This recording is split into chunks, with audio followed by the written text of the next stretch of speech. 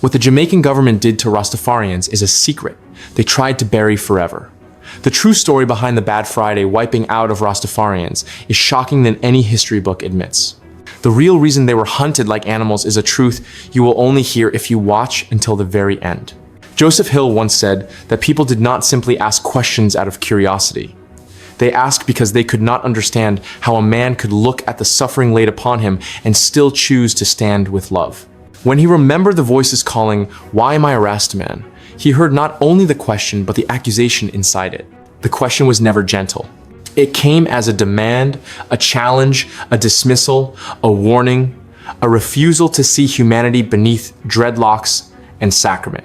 It came from a world that believed a man must justify his own dignity. For Joseph Hill, the answer began long before the song existed, in childhood, when hunger was not poetic but physical, when the world drew lines between the valued and the disposable. In those early days, the man he remembered was not a preacher, not a philosopher, but a figure who simply gave food to hungry children. No sermon, no ceremony, just presence and compassion. And yet, Joseph Hill knew even then that this man was marked. The world saw him as someone to be feared, harassed, hunted.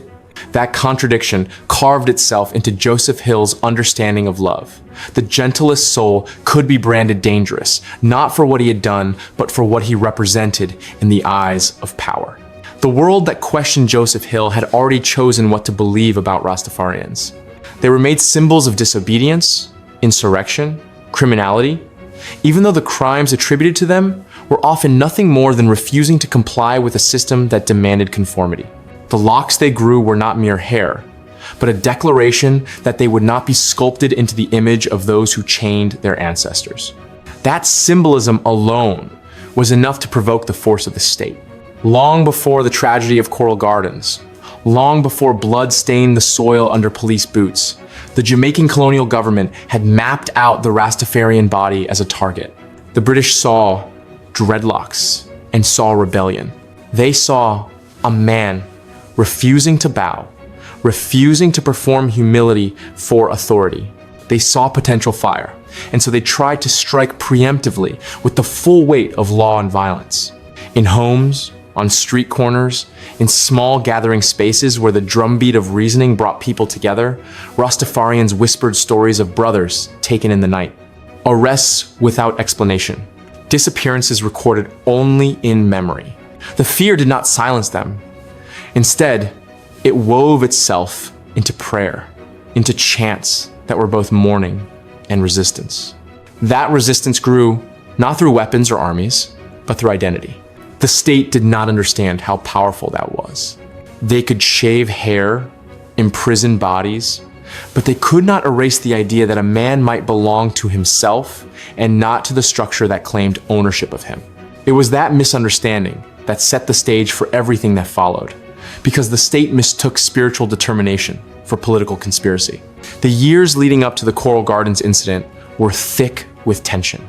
British police acted with the confidence of impunity, launching raids into communities where Rastafarians lived, searching not for evidence, but for any excuse. The possession of the sacred herb that is considered sacrament to the Rastas became a weapon of legal persecution.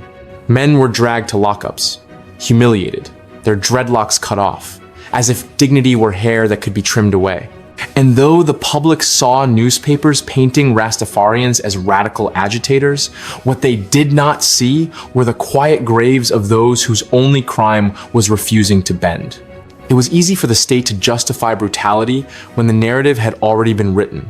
To the public eye, Rastafarians were criminals even before they were accused of anything. The story of the Coral Gardens tragedy begins not with the fire at the gas station, but with a man named Rudolph Franklin.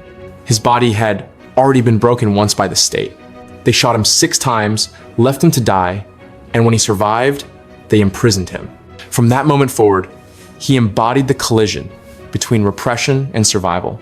The overseer, Edward Fowler, represented not just a man, but a system that believed land, property, and power were more sacred than human life.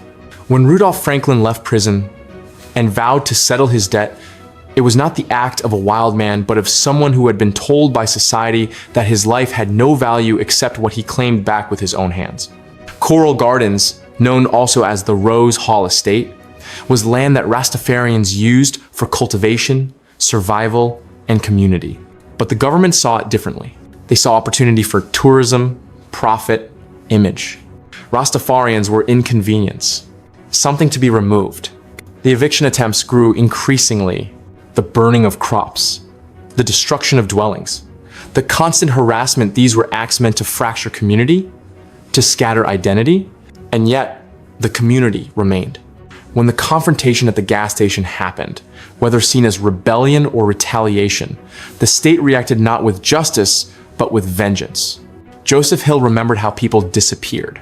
He remembered the stories of Good Friday, when the order came from Prime Minister Alexander Bustamante to bring in Rastafarians dead or alive. That command did not sound like governance. It sounded like war.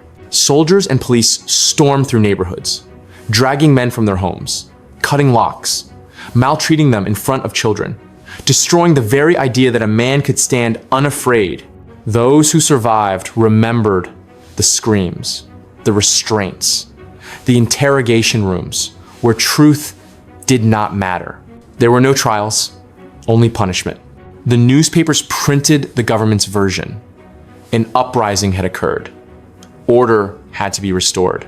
But those who were there knew that what had happened was the state demonstrating that it had the power to define reality, to label the persecuted as the aggressors, and justify cruelty as protection of the public. For Joseph Hill, the memory of the kind Rastaman who fed children took on a symbolic weight. That man had been taken too. Taken like so many others. His disappearance was not announced. No record was made. But Joseph Hill remembered him. The memory became something sacred. When he sang, "Many people see and many people ask, why am I a Rastaman?" He was not explaining himself. He was mourning. He was resisting. He was answering a question with a story the world did not want to hear. That love can exist in a man that the state calls criminal, and that brutality can exist in a system that calls itself civilized. The image of dreadlocks being forced to the ground and cut became a national symbol of humiliation. For those who endured it, it was more than the loss of hair. It was the attempt to strip away identity, spirituality, ancestry. But identity is not kept in hair alone. That is where the state misunderstood the roots of Rastafari. You can cut hair, but you cannot cut belief. You cannot cut memory. You cannot cut the spiritual certainty that Haile Selassie I represented, sovereignty of the individual soul. So the more the state tried to suppress Rastafarians, the more their identity solidified. Resistance did not come through riots. It came through existence. Through song, through drum, through word, through the willingness to continue living while being hunted. When Joseph Hill formed the group Culture, he did not simply create music. He crafted testimony. His voice carried history, grief, and reverence. His lyrics were not entertainment, but lamentation, wrapped in rhythm. The state, however, could not allow a population to define freedom for themselves. Freedom, in their view, could only be granted downward from authority. The execution of Reynolds Henry, son of Reverend Claudius Henry, was one of the clearest symptoms of this fear-driven governance.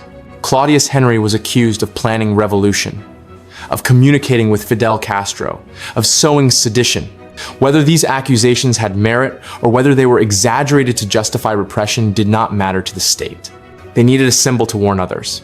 Reynolds Henry became that symbol, and his execution sent a message that resonated far beyond the walls of the prison yard. Resistance will be met with death. When Joseph Hill later sang of imprisonment, of the lost Rastaman taken away for 3 years and never seen again, he was remembering more than one man. He was remembering an entire generation. The independent Jamaica that emerged in 1962 did not leave colonial practices behind.